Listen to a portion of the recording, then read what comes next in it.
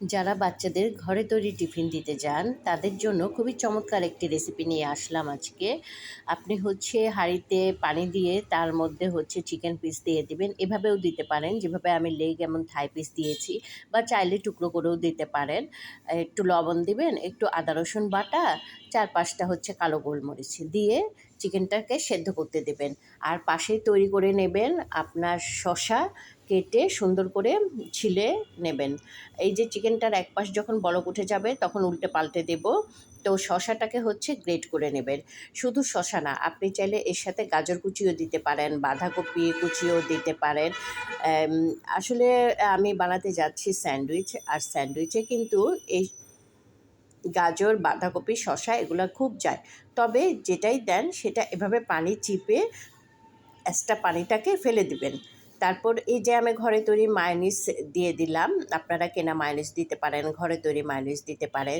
সাথে দিয়ে দিলাম চিলি সস।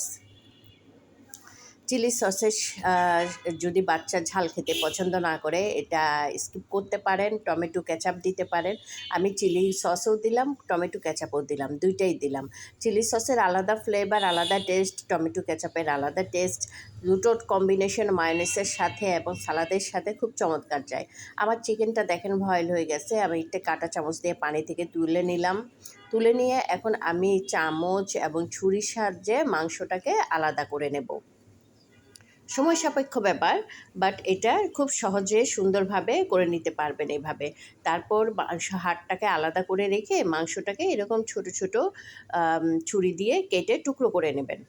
স্যান্ডউইচে মাংস আসলে ঝুরি দিতে হয়, তো এটা ঝুরি করে নিলেই ভালো লাগে। তো আগে থেকে তৈরি করে রাখা সসটার মধ্যে আমি মাংসটাকে দিয়ে দিলাম এবং নেড়েচেড়ে মিশিয়ে নিলাম খুব সুন্দরভাবে। আপনারা এই পর্যায়ে লবণটা টেস্ট করে নেবেন, যদি এক্সট্রা লবণের প্রয়োজন হয় সেটা দিয়ে দিবেন, এবং চাইলে একটু মরিচের গুঁড়োও দিতে পারেন। তো আমি সবসময় স্যান্ডউইচে প্রেফার করি আজওয়ার ব্রেডটা। তো আমার বাচ্চারা এটাই পছন্দ করে। তো ছোটো ছেলেটা আবার সাইডগুলো খেতে চায় না, আর স্যান্ডউইচে সাইড ভালোও লাগে না। তো সাইডগুলো এরকম ব্রেড নাইফের সাহায্যে কেটে দিলাম। কেটে আমি লেয়ারে লেয়ারে এখন যে তৈরি করে করলাম ভেতরের লেয়ার দেওয়ার জন্য মাংসের পুরটা, সেটা সুন্দরভাবে সাজিয়ে দিলাম। আমি কিন্তু 2 লেয়ারের স্যান্ডউইচ দেই না, যেহেতু আমার বাচ্চারা লম্বা সময় স্কুলে থাকে আর সকালেও কিছু খেয়ে যায় না। তো আমি ওদেরকে খুব সুন্দর করে 3 পিসের বড় একটা স্যান্ডউইচ বানিয়ে দেই।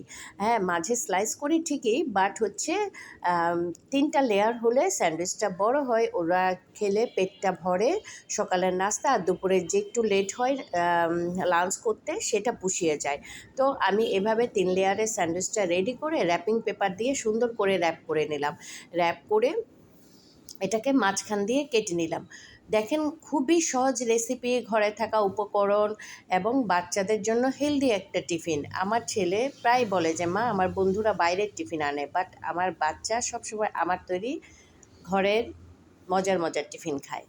তো 2 ছেলের জন্য 2টা স্যান্ডউইচ আমি রেডি করে নিলাম। মায়েদের একটু কষ্ট হয়, বাট যদি ঘরে তৈরি এরকম সুন্দর টিফিন দেওয়া যায়, বাচ্চারা কিন্তু পেট ভরে খায়। ভালো থাকবেন।